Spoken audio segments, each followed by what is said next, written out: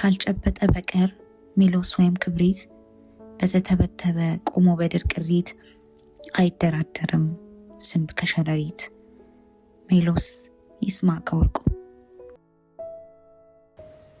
ደሳሳዋ የዲማ ከተማ በአኮቦ ወንዝ አቅራቢያ እንደ ከሰረ ነጋዴ ፈዛ እየመሸባት ሳለ በድንገት ቃጠሎ ተነሳ። በደቡባዊ ምዕራብ የሚገኘው የአኮቦ ወንዝ ጠበል ደርሶ ከዚህ ከቃጠሎ ሊታደጋት አልቻለም። የጋምቤላ ክልልም ሆነ በስተደቡባዊ ምስራቅ የሚያዋስናት የደቡብ ክልል የእሳት አደጋ መስሪያ ቤት ደርሶ ሳይታደጋት ምንጩ ያልታወቀው እሳት ጭድ አደረጋት። እንደተለመደው በአቅራቢያው በባህላዊ ዘዴ ወርቅ ለመቆፈር ከመላ ኢትዮጵያ መጥተው የዲማን አፈር በውሃ እየገሸሩ ፈጣሪን ሲማጸኑ በሚውሉ ከልታማዎች ላይ ያን ቃጠሎ በአዋክ አማጽያን ያደረሱት ጥቃት ነው ተብሎ ተጠርጥሮ ነበር። ሆኖም የአኮቦ ወንዝ ምንጭ እንጂ የዚህ ቃጠሎ ምንጭ የጉምጉምታ አላለፈም። ነዋሪዎቿም በቅጠልም ሆነ ባላቸው ቅሪት ውሃ እሳቱን ለማጥፋት ሞክረው ባይሳካም፣ ሆኖም ግን በወቅቱ ስለደሳሳዋን ከተማ ሰለባ እንዳደረጋት እሳት በጦሱ ሰለባ አንዳንድ የጆሮ ማኞች በግርግሩ ወቅት ቃጠሎ አለፈ የጩኸት መስማታቸውን ከመግለጻቸው በቀር በአኮቦ ላይ ተጨራሽ ነገር አልተገኘም። በዲማም ሕይወት እንደገና ተባለ። ይህ ጊዜ ከተዘነጋ ከረጅም ጊዜ በኋላ አንድ ለአካባቢው እንግዳ የሆነ ወዘልውጥ ሰው ወደ ዲማ ከተማ ገስግሶ መጣ። በቃጠሎ መከራ ለደረሰባቸው ሰዎችም አስደንጋጭ እርዳታን አደረገ።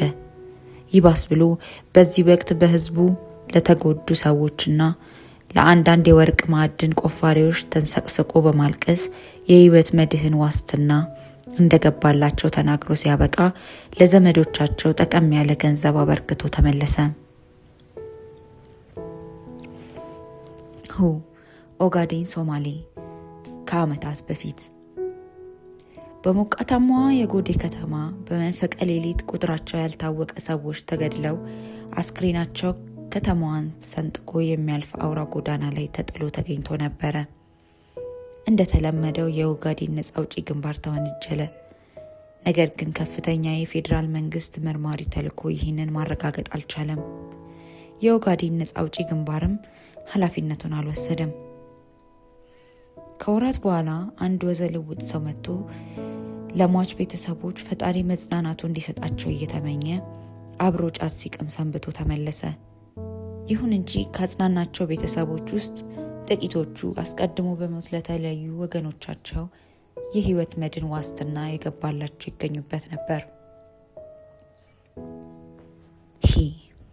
አዲግራት ትግራይ ከዓመታት በፊት እንደ አዲግራት ቆሎ አንቱ የተሰኘ የግድያ ወንጀል በአዲግራት ከተማ ውስጥ ቢሰራም የዚህ ግድያ ምንጭ እንደ ቆሎ አልቃምህ ያለው አንድ ከፌዴራል የመጣ መርማሪ ቆሎ ሸምቶ ብቻ ወደ አዲስ አበባ ተመልሰው ነበር።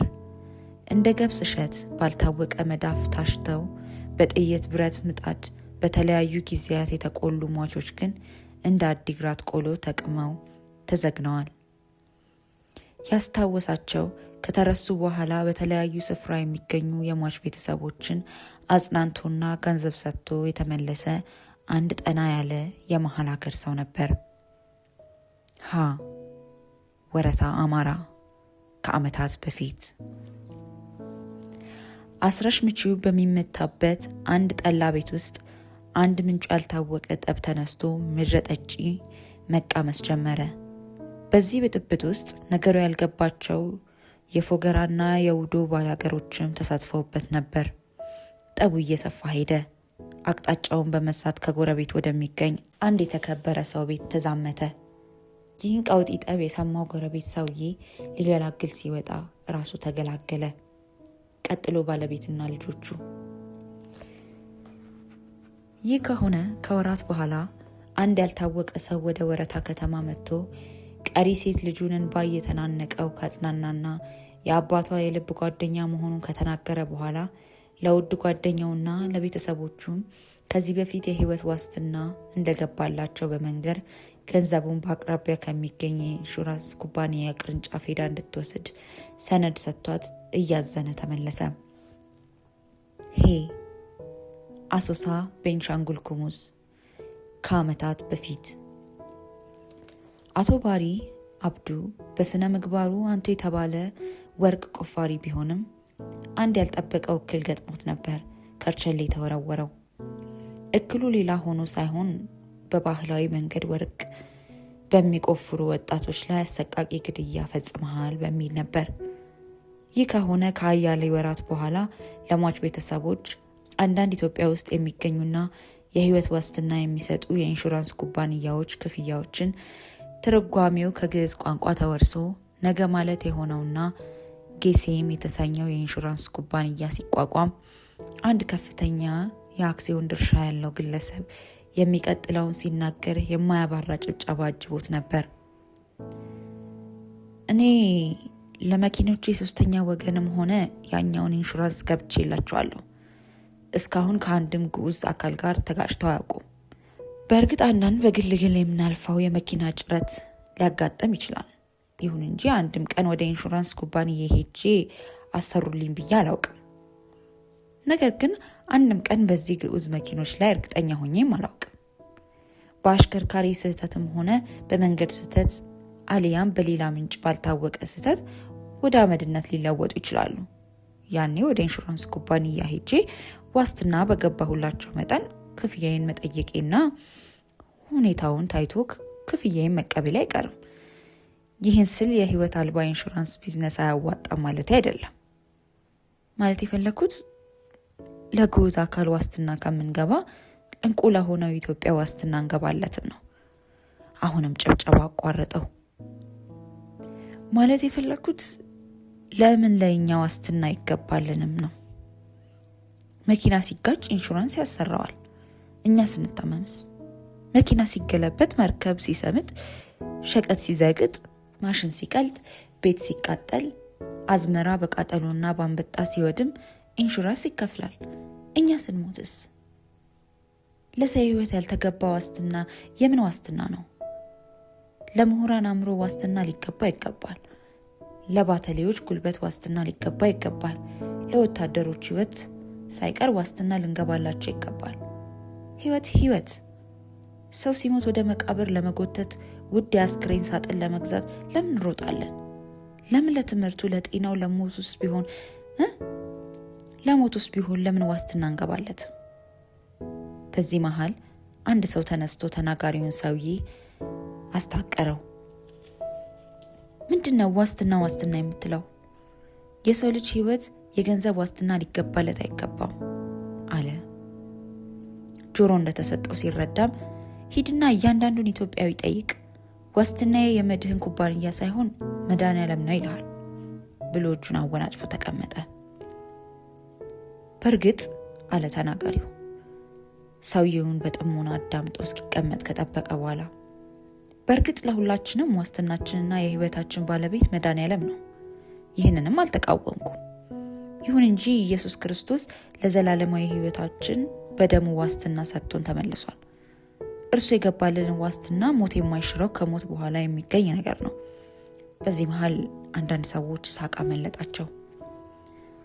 አሁን የምንነጋገረው ግን ስለ ዘላለማዊ ህይወት ሳይሆን ለጊዜው ኖረን ስለምናልፍበት ህይወታችን ይመስለኛል። የተሳሳትኩ አልመሰለኝም። እና አቋቁም ተብለን የተጠራንበት ኩባንያ ኢንሹራንስ ኩባንያ ይመስለኛል። አሊያ ወደ ቤተ ክርስቲያን አጥር ግቢ በስህተት ገብቻለሁ ማለት ነው። ረጅም ሳቅ ንግግሩን ዋጠበት።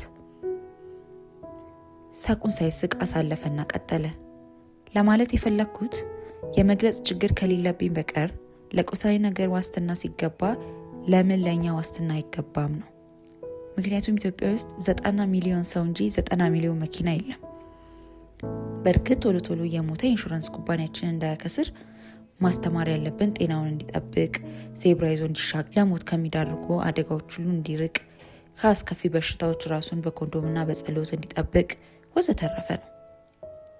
ባንለውም የኢትዮጵያ ሕዝብ ራሱን መጠበቅ አይታማም። ማለቴ ለምሳሌ እንደ ጎርፍ፣ እንደ እሳተ ገሞራ፣ እንደ ሱናሚ ወዘተረፈ ያሉ አስከፊ የተፈጥሮ አደጋዎች አያሰጉትም። የቅድሙ ሰውዬ ሳያስፈቅድ ብድግ አለና አብዮትስ ጦርነትስ ለኢትዮጵያ ሕዝብ አያሰጉትም ብሎ ተቀመጠ።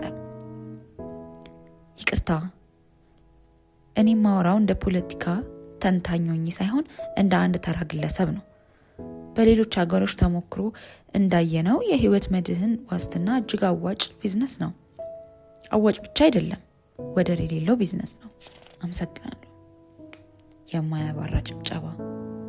በግምት እድሜ ወደ 60 የሚጠጋው ይህ ተናጋሪ ሰውዬ በምጸት ፈገግ ብሎ ተቀመጠ።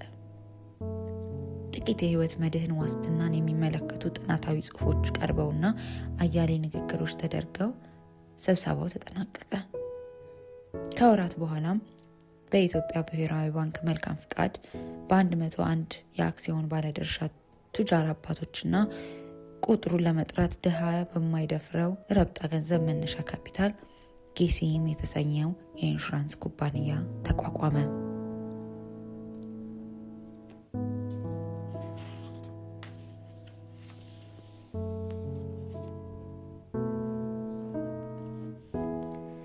አልቦ ምዕራፍ አዲስ አበባ ኢትዮጵያ።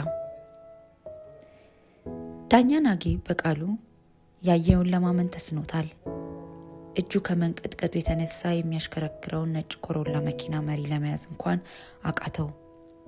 ከ6 ኪሎ ዩኒቨርሲቲ በፖለቲካል ሳይንስ የተመረቀች ልጁን ጋቤና ውስጥ ጭኖ በአፍንጮ በር በኩል አድርጎ ከታጠፈ በኋላ ሰሜን ሆቴል አጠገብ ያለውን የትራፊክ ቀይ መብራት ሲይዘው ነበር ድንጋጤ እንደ መብረቅ የመታው። ከጥግ የተቀመጠችው ልጁ የሚንዘፈዘፍ እጁንና በቀጭን አፍንጫው ላይ የተንቆረዘዘ ላቡን አፈራርቃ እየተመለከተች ምን እንደነካው በጥያቄ ብታጣድፈውም ወባ እንደያዘው ቆልኛ ከመንዘፍዘፍ በቀር አንዳችም ሊመልስላት አልቻለም። የትራፊክ መብራት ወደ አረንጓዴነት ቢለወጥም የናጌብ እግር ግን ነዳጅ መስጫውን ለመርገጥ እንኳን ተሳነው። ከኋላ የቆሙት መኪናዎች ጥሩምባ አካባቢውን አቀለጠው። አባዬ ምንድን ነው? ንገረኝ እንጂ። ልጁ ሎዛ ናጌብን ከተዘናፈለ ጸጉሯ ላይ የጫነችውን የመመረቂያ ኮፍያ መንጭቃ ግራ ቀኙን በፍጥነት ገላምጣ እያየች አባቷን በጥያቄ አዋከበችው። የአባቷ አይኖች ግን በስተቀኝ በኩል ከቆመ ጥቁር ላንድ ክሩዘር መኪና ጋቢና ውስጥ ከተቀመጠ አንድ አስፈሪ ሰው አይኖች ላይ እንደ ጦር ተተክለው ሊነቀሉ አልቻሉም። አባዬ ምንድነው ነገሩ? ሎዛ የአባቷን አይኖች ስር ተከትላ ከተተከሉበት አስፈሪ ሰው አይኖች ላይ ወረወረቻቸው። ወደ አስፈሪው ሰውዬ የጥቁሩን ላንድ ክሩዘር መስታወት ዝቅ አድርጎ የምጸት ሳቆን ከለቀቀ በኋላ መልሶ ዘጋው። ጥቁሩ ላንድ ክሩዘር ግዳይ እንዳጣ ጅብ አጓርቶ ሽቅብ ወደ ሾላ አቅጣጫ ተፈለተከ። ማን ነው? ምንድነው ነገሩ? አባዬ ንገረኝ እንጂ። ሎዛ እንደ አስክሬን አላንዳች እንቅስቃሴ ድርቅ ያለውን የአባቷን አካል እየጎተጎተች ብትወተውተውም መልስ ልታገኝ አልቻለችም። ከኋላቸው የተሰደሩት መኪኖች ጩኸት አላባራም። በዚህ ጊዜ ከማዶ ቆሞ ይከታተል የነበረው የትራፊክ ፖሊስ በብስጭት ተወንጭፎ መጥቶ ዳኛ ናጌብ በቃሉን ዳር እንዲይዝ አስጠነቀቀ። ዳኛ ናጌብም እንደምንም ብሎ መኪናውን ዳር እንዳስያዘ መንጃ ፍቃድ ሲል የትራፊክ ፖሊሷን ባረቀበት። አውጥቶ ሰጥቶት ዝም አለ። ፖሊሱ መንጃ ፍቃዱን ሲያገላበት ከቆየ በኋላ ያስቀጣሃል ሲል ፈገግ ብሎ ተመለከተው። ናጌብ የትራፊክ ፖሊሱን ደረቅ ፈገግታ ገብታዋለች። ጉቦ ፍለጋ ናት። ምን ነው የሚያስቀጣኝ? ዳኛ ናጌብ እንደ መብረቅ ከመታው ድንጋጤው አልወጣም። ምንም ማያስቀጣ ነገር አለ ብለህ ነው? መብራት አልጣስኩም። አለመጣስም ያስቀጣል እንዴ? ሆን ብሎ የትራፊክ ፍሰቱን ማወክስ አለ። ሆን ብዬ አይደለም። ሆኖም መቅጣት ከፈለግ ከሆነ ይህ የስራ ጉዳይ ነው፣ የፍላጎት ጉዳይ አይደለም። ታዲያ እኔን አማክረን የምትቀጣኝ? ህግ ጥሼ ከሆነ መቅጣት ነው። በቃ። የናጌብ ልብ ቀልቡን ገፍቶት የሄደውን ጥቁር ላንድ ክሩዘር መኪና መከታተሉን አላቆመም። እኔ እኮ መቀጮህን ለመክፈል የምታባክነውን ጊዜ ልቆጥብልህ ፈልጌ እንጂ እዛም ያሉት እናንተው ናቸው። አላስጨረሰውም። ጊዜን እንደሆነ እዚህም እያባከንከው ነው። ኢትዮጵያ ውስጥ የሰው እንጂ የጊዜ ችግር የለም። 90 ሚሊዮን ህዝብ መሳደብስ አያስቀጣም? እዚህ ሀገር 9 እንጂ 90 ሚሊዮን ህዝብ አይኖርም። ናጌብ ድርቅ አለ። ትራፊክ ፖሊሱ ቢቁለጨለጭም ኪሱን እንደማይዳብስ ሲያውቀው የመቀጫ ደረሰኙን መዥርጦ ይጽፍ ጀመረ። በመጨረሻም ምን ተፍረቱን የትራፊክ መብራት በመጣስ ከቶ ለቀቀው። ዳኛ ናጌብ እንደሌላው ጊዜ ቢሆን ኖሮ ከዚህ ፖሊስ ጋር አይላቀቅም ነበር። እውነት ነው ብሎ ባመነበት ነገር ሽንጡን ገትሮ በመከራከር አንቱ የተባለ ሰው በመሆኑ በጓደኞቹ ዘንድ ጋንጩር የሚል ቅጽል ስም ከወጣለት ቆይቷል። በዳኝነት ሙያ የተሰማሩ ጓደኞቹ በጉቦና በማማለጃ የደለበ ሀብት ሲያከማቹ፣ እርሱ ግን ጋንጩር ከሚል ቅጽል ስም በቀር ከኑሮ ላይ የቀጠለው ነገር የለም። ጥቂት ራሱን ለማረጋጋት ሞከረና መኪናውን አስነስቶ ሽቅብ ወደ ሸላ ከተጓዘ በኋላ ወደ ቀኝ የሚታጠፈውን መንገድ ከመያዙ በፊት ጫፍ ላይ ከምትገኘው ላውንደሪ ቤት ፊት ለፊት መኪናውን አቁሞ ወረደ። ከሳምንታት በፊት ያስገባውን ሱፍ ከላውንደሪ ማውጣት ስላልቻለ በልጁ የምርቃት ቀን መልበስ ባለበት ሁኔታ ለብሶ አልተገኘም።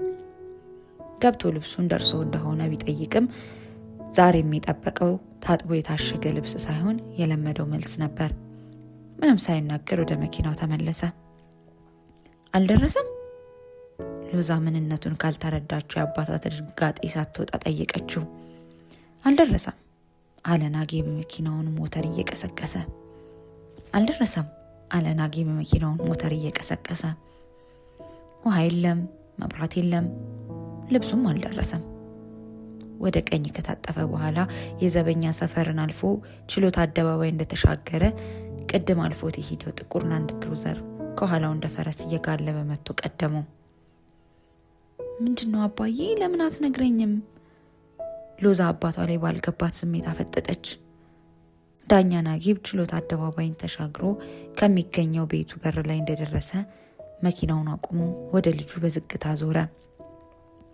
በደስታዋ ቀን መርዶ ሊያረዳት ባይፈልግም ጥያቄዋን ካልመለሰላት አእምሮ እረፍት እንደማያገኝ በማመኑ እውነቱን ሊነግራት ቆረጠ። እንዳትጨነቅ ሲል ሊዋሻት ቢፈልግም ይሄን ለማድረግ አልተቻለውም። ንገረኝ እንጂ አባዬ፣ ምንድነው ነገሩ? ሎዛ አለ ናጌብ የጭንቀት እስትንፋሱን በረጅሙ ለቆ። የሰው በህይወቴ ከገጠሙኝ አደገኛ ወንጀለኞች ሁሉ ወደር የሌለው ነፍሰ በላ ነው። ዶዶዶዬ ይባላል። የአያሌ ሰዎችን ህይወት ቀጥፏል። ጉዳዩን ያስኩት እኔ ነበርኩ። ተነቦ የማያልቅ ክሱን ከመረመርኩ በኋላ ሞት ፈርጄበት ነበር። ነገር ግን ይኸው ተለቆ ባይኔ በብረቱ እያየሁ ነው። ሎዛ ክው ብላ ደርቃ ቀረች። ከአንድ ቀን በፊት እርምጃ 1 ጀበል አሊ ዱባይ። ሜሌክ ፊቆ በቴምር ዛፍ ስር ተቀምጦ ስንኝ እንደሚያመጥ የአረብ ገጣሚ እየተወራጨ ከእንቅልፉ ነቃ።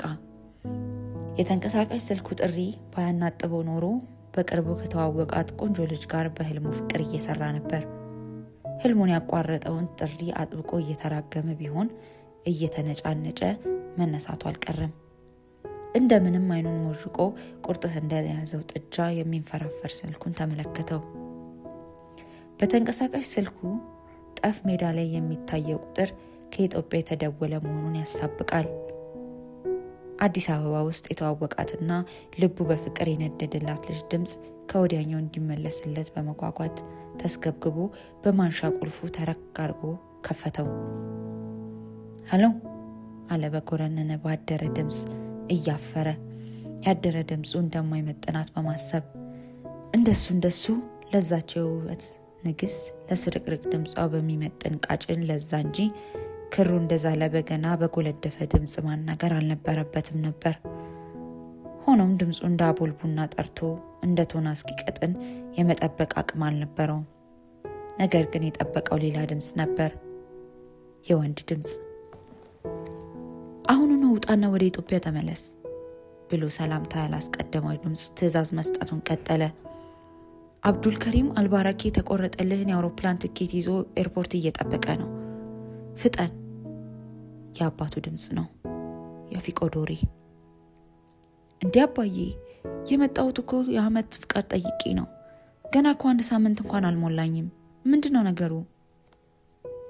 ጨርሻለሁ፣ ፍጠን አባዬ። ስልኩ ጢው ጢው የሚል ድምፅ አሰምቶ ተቋረጠ። ሜሌክ መበሳጨትም አለመበሳጨትም ባለመቻሉ ተበሳጨ። ንዴቱ ንጥሻ እንደቀረበት ላስነጠስ ባይ ደርቆ ዝም አለው። ወለሉ መሃል እንደ አበበ ቢቂላ በባዶ እግሩ ቆመ። በእርግጥ የእርሱም ህይወት በባዶ እግር አይሁን እንጂ በባዶ ልብ በሩጫ የተሞላ ነው። አበበ ቢቂላ በሮም ጎዳና ላይ በባዶ እግሩ እንደሮጠው እሱም በአባቱ ረቂቅ ጎዳና ላይ በባዶ ልቡ በመሮጥ አንደኛ ነው። ለሜሌክ መንገዶች ሁሉ ወደ ሮም ሳይሆን ወደ ፊቆ ነው የሚያመሩት። አባቱ በልኩ እንጂ በመልኩ ያልወለደው ይመስል በልኩ እንደተሰፋለት ልብስ ሲፈልግ የሚያወልቀው ሲፈልግ ሲለብሰው የኖረ ሰው ነው። ልጅነቱን አባቱ በመረጠው መንገድ አንከላወሰው። ወጣቱነቱንም አባቱን እንደ ቦይ በቀየሰው መንገድ አጋመሰው። ምንም እንኳን የኋላ ኋላ ቢወደውም 2ኛ ዲግሪ የተቀበለበትን የኢኮኖሚክስ ዘርፍ እንኳን የመረጠው አባቱ ነው። ይባስ ብሎ በዚህ ወቅት ራሱ ሜሌክ በዋና ስራ አስኪያጅነት በሚመራው ጌሴም በተሰኘው የኢንሹራንስ ኩባንያ ውስጥ እንኳን የአባቱ አራጊ ፈጣሪነት አልተገታም። አባቱ የኩባንያው የቦርድ አባል ከመሆኑ አልፎ በራሱ ፍላጎት ልጁን ያላሽከረከረበት ውሳኔውን ያልጠመዘዘበት ቀን የለም። ሜሌክ ወለሉ መሃል በባዶ እግሩ ቆሞ ለአያሌ ደቂቃዎች የአባቱ እስካሁን ሂደት አሰላሰለ። ልጁን ባሪያ ለማድረግ የወለደ ሰው ይኖር ይሆን? ፈጣሪ ለነጻነት ሲፈጥረው ቤተሰቡ እንደኔ ለባርነት የተመኘው ስንቱን ይሆን ሲል አእምሮ በጥያቄ ሞላው።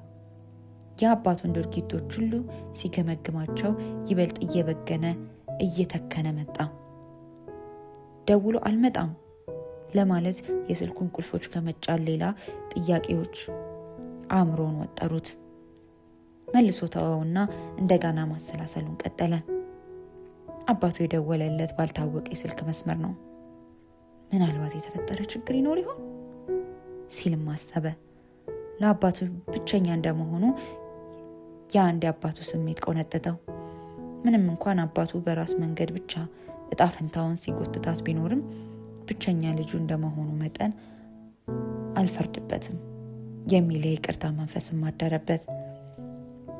በእርግጥ ለግል ህይወቱ ጊዜ መስጠት አልቻለም እንጂ የጎደለበት ነገር የለም። አባቱ አዲስ አበባ ውስጥ ከሚኖሩ ቱጃሮች አንዱ ነው።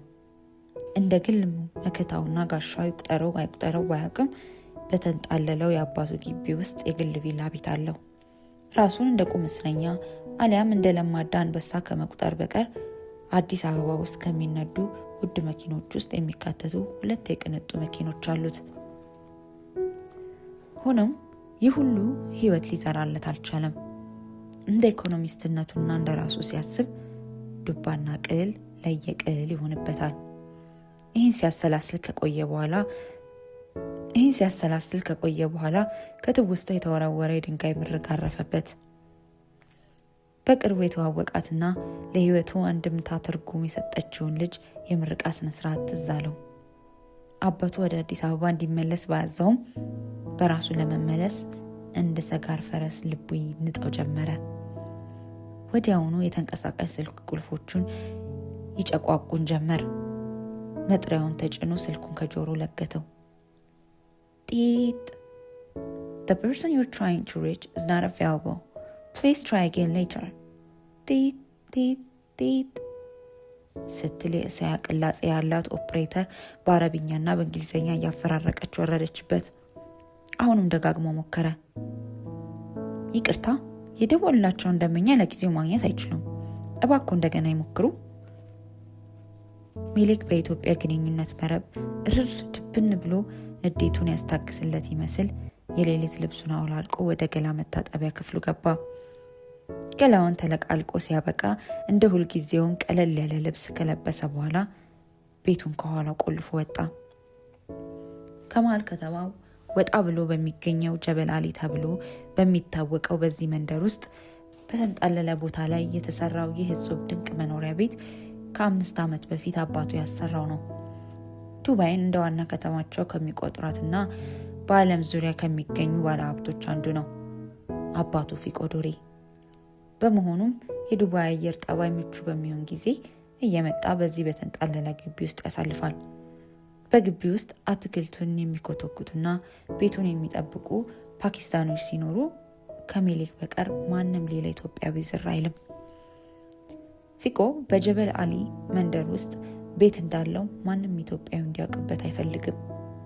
ልጁ ሜሌክም ቢሆን ምንም ኢትዮጵያዊ ወደዚህ ቤት ይዞ እንዳይመጣ ከፍተኛ ማስጠንቀቂያ የተሰጠው ገና ቤቱ ተሰርቶ ከማለቁ በፊት ነበር። ሜሌክ ፊቆ ግቢ ውስጥ ተወልውላ ወደ ቆመችለት ጥቁር ሼቭሮሌት መኪና ገባና ዘበኞቹን ተሰናብቶ ወጣ። ጥቁሯን ሼቭሮሌት እያከነፈም ረጅሙን የሼክ ዚያድ ጎዳና ተያያዘው። ወደ ጀበል አሊ ወደብ የሚወስደውን መንገድ ተወና ወደ ቀኝ የሚታጠፈውን አውራ ጎዳና ይዞ ጥቂት እንደነዳ ኢብን ባቱታ የገበያ አዳራሽ ሲደርስ መኪናውን አቁሞ ወረደ። አፉን እንዳልሻረ ትዝ ያለው የገበያ አዳራሹን ከአውራ ጎዳናው በስተቀኝ በኩል ሲመለከት ነበር። ወደ ገበያ አዳራሹ ገብቶ ጣፋጭ ዳቦውን በታሸገ ወተት ካወራረደ በኋላ ቡና አስቀዳና ተቀመጠ። እጁን ስልኩን ከመንካት ሊቆጠብ አልቻለም። ጣቶቹ የሎዛን ቁጥሮች ይጨቋቁናሉ። ከአያሌ ጊዜ አሰልቺ ሙከራ በኋላ ጥሪ ተሰማ። ልቡ ያለ ልማዱ ድው ድው ይል ጀመር። ከጥቂት የጥሪ ድምጾች በኋላ ለስለስ ያለ ጣፋጭ ድምጽ የሰማ መሰለው። ሄሎ ማልበል? የሚሰማው ትህትና የተላበሰ ድምጽ የሎዛ እንደሆነ አልተጠራጠረም። ሎዛ? አዎ ነኝ። ማልበል? ሜሌክ ነኝ። ሎዛ እንደምነሽ? ደህና ነኝ ሜሌክ። ከየት ተገኘ? ዱባይ እንደሚሄድ ነግሬሽ አልነበር? አዎ ልክ ነው። ዱባይ ነኝ ያለሁት። አሁን ግን ወደ ኢትዮጵያ ልመለስ ነው። ምን ነው በደህና? አለች ሎዛ። ወደ ሀገር ቤት መመለስ በደህና ያስተኛል እንዴ? አይ ቸኮልክ ብዬ ነው። እንደምሰማው ዱባይ አትሰለችም ነው የሚባለው አለችው። የሜሌክ ግንባር ቁጥር ከንፈሩን ክርር አለበት። እንደ አዲስ ፍቅረኛ ቸኮልክ ሳይሆን ዘገየ ነበር መባል የነበረበት ሲል አሰበ። በእርግጥ እሱ እንዳፈቀራት ቢያውቅም እርሷ ግን እስካሁን ፍንክች አላለችም። ለስራ ጉዳይ በአስቸኳይ ተፈልጌ ነው ሲል ሳይደብቅ ነገራት። ሆኖም ያንቺ ምርቃት ቀንም ደርሷል። ይልቁንስ የማመጣልሽን ስጦታ ብታማርጭኝ ስል ነው መደወሌ። የበረራ ሰዓቴ እየደረሰ ነው። ተሳስተሃል ሜሌክ። አንደኛ ምንም አይነት ስጦታ አያስፈልገኝም። ሁለተኛ ስጦታ አይመረጥም።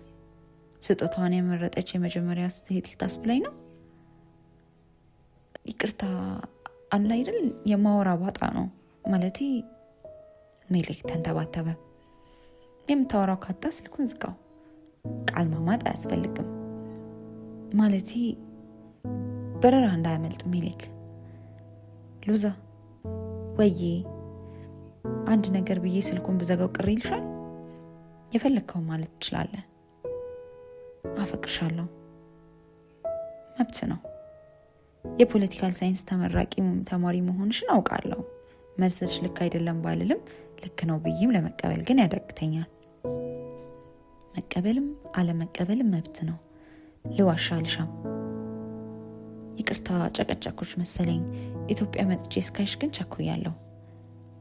እስከዛው መልካም ጊዜ። ቻው።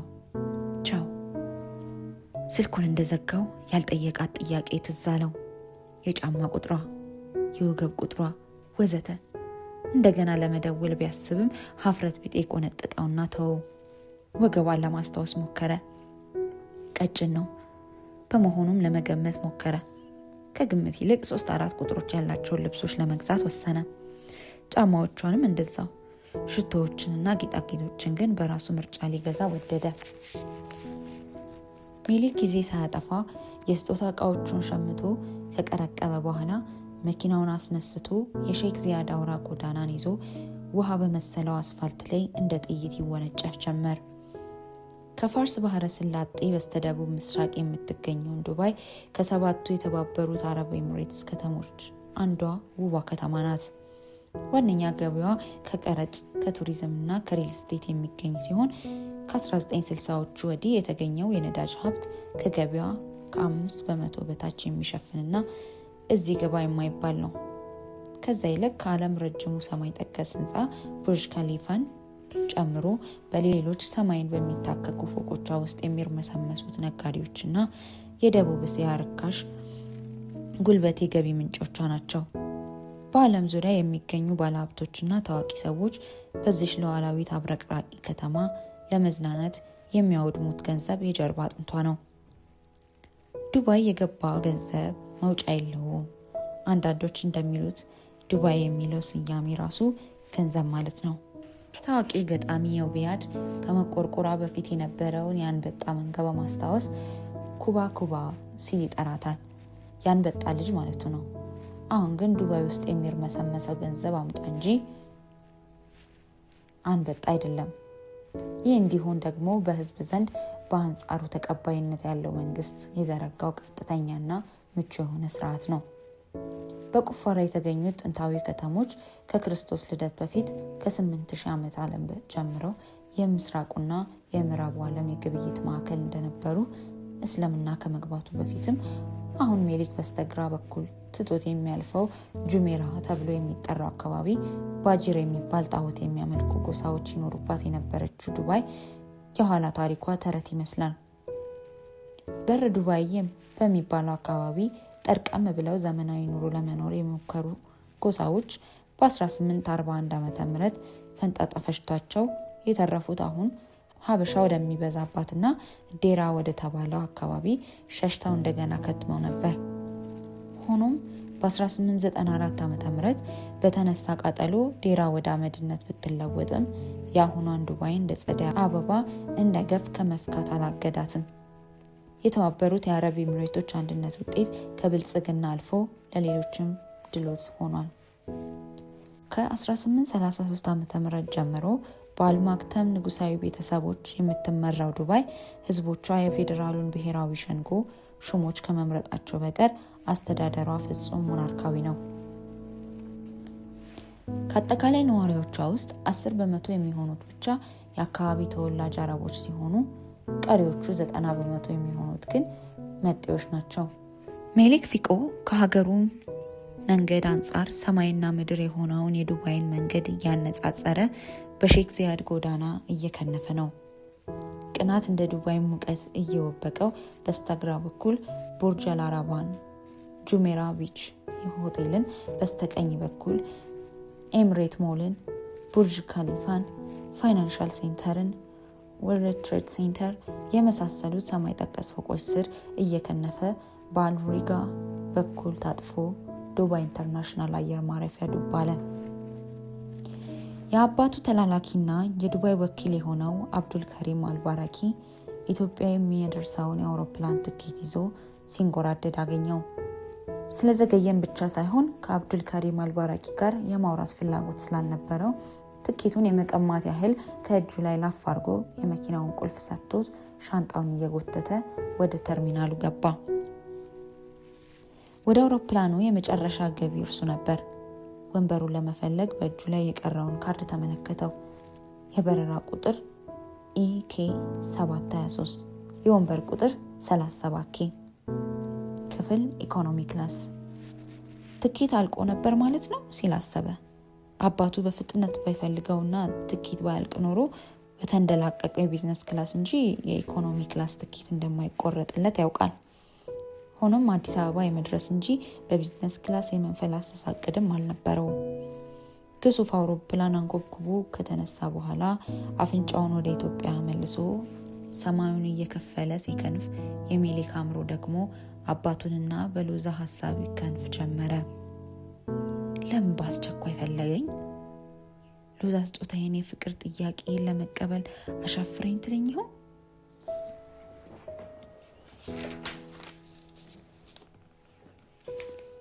ከአንድ ሳምንት በፊት እርምጃ 2 ቃሊቲ አዲስ አበባ።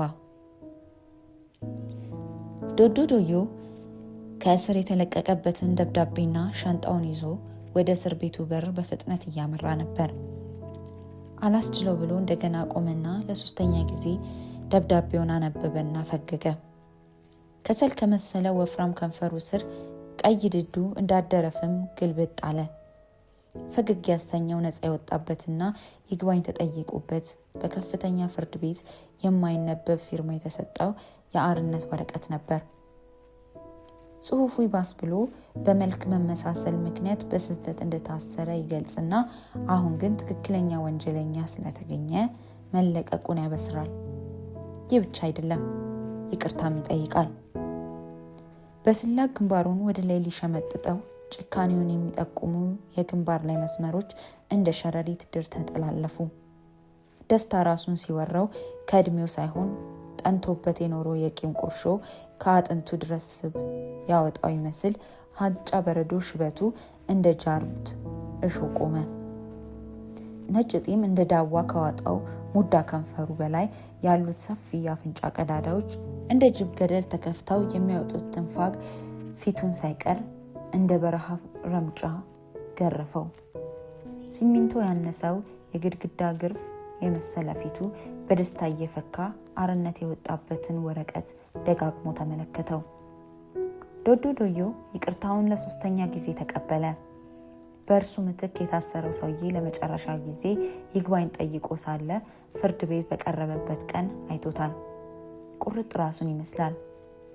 በዶዶ ዶዮ ላይ መስክረው የነበሩት ምስክሮች በሙሉ ተለቅመዋል።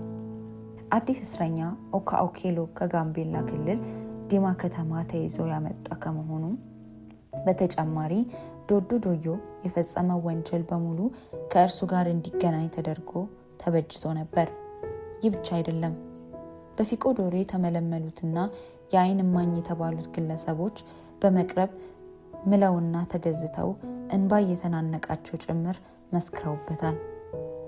ኦካ ኦኬሎ ከማልቀስ በቀር አማራጭ አልነበረውም።